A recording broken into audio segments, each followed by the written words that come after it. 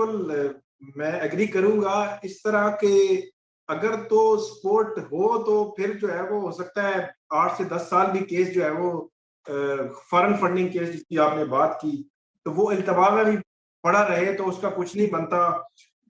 इसके अलावा भी और बहुत सारी मिसालें हैं, लेकिन अगर वो सपोर्ट ना हो तो केसेस जो है वो जल्दी चलते हैं, जल्दी उनके फैसले भी होते हैं और जल्दी उन पे फर्दर कार्रवाई भी होती है। और खास तौर पर जो आपने बात की जो 3 मेंबर बेंच की, इस वक्त का जो 3 मेंबर बेंच है उसको उसकी जो है वो तारीफ मेरा ख्याल है करनी चाहिए। जस्टिस याहिया अफरीदी जिसको हेड कर रहे हैं, 2 दफा 26 जुलाई को और आज फिर जो है वो इमरान खान वहां पे गए, 2 दफा वहां पे गए और उन्होंने बिल्कुल कैटेगोरिकली कहा कि ये जो एडवाइजरी जुरिस्डिक्शन है वो इस्लामाबाद हाई कोर्ट की है, ट्रायल कोर्ट पर हम जो है वो उस मामले को बिल्कुल इंटरफेयर नहीं करेंगे। उस दिन भी कहा और आज भी यही कहा। तो ये मेरा ख्याल है कि एक अच्छा प्रेसिडेंट है जो अपर जुडिशरी है, खासतौर पर सुप्रीम कोर्ट के हवाले से बहुत सारी चीजें थी। तो अब जो है वो मामला कल इस्लामाबाद हाई कोर्ट में है, तो देखते हैं कि अब इस्लामाबाद हाई कोर्ट क्या इस हवाले से स्टे देती है या नहीं देती, क्योंकि बहुत सारी उम्मीदें लगी हुई है। एक और बात मैं यहाँ पे ऐड कर दूं कि जो मामला है, जो जज हैं हुमायूं दिलावर साहब, उनके फेसबुक अकाउंट के हवाले से वो क्लियर कर दिया है जो एफआईए है, और एफआईए ने ये कहा है कि जो उनके फेसबुक के हवाले से जो पोस्टें जो मंसूब की गई थी मुबैना पोस्टें, कि वो पोस्टें उनकी हैं। तो एफआईए का ये कहना है, जो रिपोर्ट इस्लामाबाद हाई कोर्ट में जमा हो चुकी है, कि वो पोस्टें उनके अकाउंट पे मौजूद नहीं है और जो स्क्रीनशॉट्स दिए गए हैं उनके यूआरएल मौजूद नहीं है, तो उनको डिटरमिन जो है वो नहीं किया जा सकता। तो इस स्टेज पे जो रिपोर्ट आई है उसमें बज़ाहिर जो है वो जज हुमायूं दिलावर साहब उनको एफआईए ने क्लियर किया है। इसका डायरेक्टली इनडायरेक्टली ये मतलब है कि अब ये केस ट्रांसफर नहीं होगा, कम से कम ट्रांसफर नहीं होगा।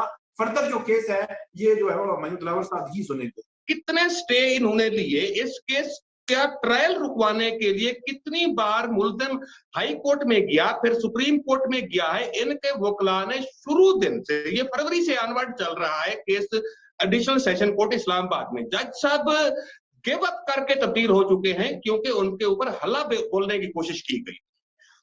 तो नए जज साहब आए हैं तो इन्होंने मुसलसल स्टे लेकर ट्रायल रुकवाने के ऊपर पूरी स्ट्रगल की है। इनके वकला ने केस की तैयारी ही नहीं की, केस को लड़ा ही नहीं है जिस तरह वकला लड़ते हैं, बल्कि इन्होंने ट्रायल रुकवाने की स्ट्रगल की है। अब ये कि केस तो अपने फाइनल स्टेज पर पहुंच गया है। मेरी जो इंफॉर्मेशन है सुरंगी साहब और रजा उम्मीद साहब, वो इंफॉर्मेशन एज ए जर्नलिस्ट ये है कि जिस तरह शाकिब बशीर साहब कह रहे थे कि इसका चंद दिन में डिसीजन आ सकता है या डिसीजन रिजर्व हो सकता है अगर स्टे ऑर्डर ना जारी हुआ हाई कोर्ट से, तो पीटीआई ने 9 मई की तरह इसकी मुकम्मल तैयारी कर रखी है। आपको नजर आएगा, आज मेरी बात ये आप नोट कर लें कि जिस दिन ये डिसीजन आया, क्योंकि केस कंक्रीट है, केस के अंदर तो डिफेंस ही नहीं किया इन्होंने कोई ऐसा सबूत नहीं दिया कि केस में मुल्जिम गिल्टी नहीं है। तो सिर्फ जुरिस्डिक्शन डिक्लेयर करने का मतलब ये तो नहीं, जुरिस्डिक्शन को चैलेंज करने का मतलब ये नहीं होता कि जुर्म नहीं किया है। ठीक है सर, अब ये है कि इनको पता है डिसीजन तो मुल्जिम के अगेंस्ट ही आना है। तो ये मैं आज खबरदार कर रहा हूं पूरे पाकिस्तान की आवाम को कि पीटीआई ने एक मुकम्मल तैयारी कर ली है रिटेलिएट करने की। हमें कुछ वैसे ही मनाजिर दोबारा देखने को मिल सकते हैं जैसे कि 9 मई को देखने को मिले थे। लिहाजा हुकूमत को इस हवाले से चाहिए कि जज साहब और उनकी फैमिली को मुकम्मल तहफ़्फ़ुज़ फराहम करे। इसके अलावा जो वकील है तगासा के, जो इलेक्शन कमीशन के एहलकार ऑफिसर इसमें के पार्ट हैं, उनको और फिर जो है अवाम का तहफ़्फ़ुज़ करें, क्योंकि असल में मसला ये है कि फॉरेन फंडिंग के केस में जिस तरह से ताखीरी हरबे 10-11 साल आजमाए गए, एक दिन ये नहीं हो रहा, वो नहीं हो रहा, वो नहीं हो रहा, यहाँ भी मुझे बड़ी मुमासलत दिखाई दी कि बार बार आप जा रहे हैं सुप्रीम कोर्ट, बार बार जा रहे हैं हाई कोर्ट, मेरी मदद करो, या हबीबी अल मददुन, एक हबीबी मददुन high court, Islamabad high court, वो नहीं तो फिर या बंदियाल अल बंदियाल मददुन, वो नहीं हो रहा।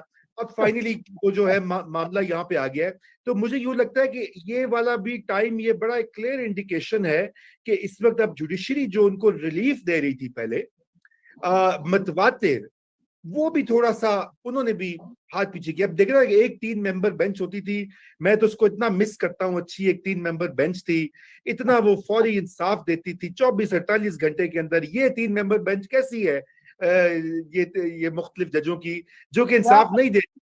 क्या जी, अच्छे दिन थे। क्या अच्छे दिन थे। तो मैं समझता हूँ कि ये भी एक अहम इंडिकेटर है। यकीनन इसके ऊपर माहिर कानून जो हैं और दीगर लोग और इमरान खान की पार्टी के लोग, वो इस पे तनकीद भी करेंगे, मुख्तलिफ जाविये पेश करेंगे और इनके वकला इसके ऊपर बात करें। मगर हमें एज जो इंस्टीट्यूशन की तरफ से एक जिसे कहना चाहिए ब्लैंकेट सपोर्ट दिखाई दे रही थी माजी करीब में, वो नहीं दिखाई दे रही। के बाद जो मॉनिटरिंग जज लगाए गए थे, जो अहकामात दिए गए थे एहतसाब अदालत को कि आपने कैसे इसको मुकम्मल करना है तेजी से, उस जमाने में पीटीआई जो है वो इसका दिफा करती थी, तेज तर इंसाफ। तो तेज तर इंसाफ अगर ये दूसरी तरफ खड़े हों तो फिर जिस तरीके से फॉरेन फंडिंग केस में इन्होंने किया, अब ये रोड़े अटकाना, जज की किरदार कुशी, फेसबुक पे पोस्ट, अदालत के कमरे के अंदर शोर शराबा, और फिर जिस तरह से इस केस को पहले तो वो पेश नहीं होते थे, फिर हाजिरी से इस्तिस्ना, फिर एक दफा हाई कोर्ट में गए, फिर दूसरी दफा हाई कोर्ट में गए, फिर सुप्रीम कोर्ट में गए, फिर दूसरी दफा सुप्रीम कोर्ट में गए, और जिस तेजी के साथ इनकी दरखास्त लगती रही। लेकिन बात यह है कि अब वो प्रोसेस जो है वो कंप्लीट होने की तरफ जा रहा है। मुझे कोई हैरत नहीं होगी कि चंद दिनों के अंदर न सिर्फ उनको सजा सुना दी जाएगी, बल्कि नाअहली तो वो पहले ही इलेक्शन कमीशन कर चुकी है, लेकिन अब सजा की वजह से जो उसके असरात होंगे मजीद नाअहली के, वो साकिब आपको बता सकते हैं। और अगर अदालत किसी को जेल भेज दे तो उसमें फिर आप शिकायत नहीं कर सकते कि जी हुकूमत ने उनको जेल में डाला है। जो अदालत का जो सजा है वो तो सजा है। इसके बाद फिर ये भागेंगे जी अपील के लिए, और जी वो हाई कोर्ट और सुप्रीम कोर्ट, लेकिन उसमें फिर वक्त लगेगा।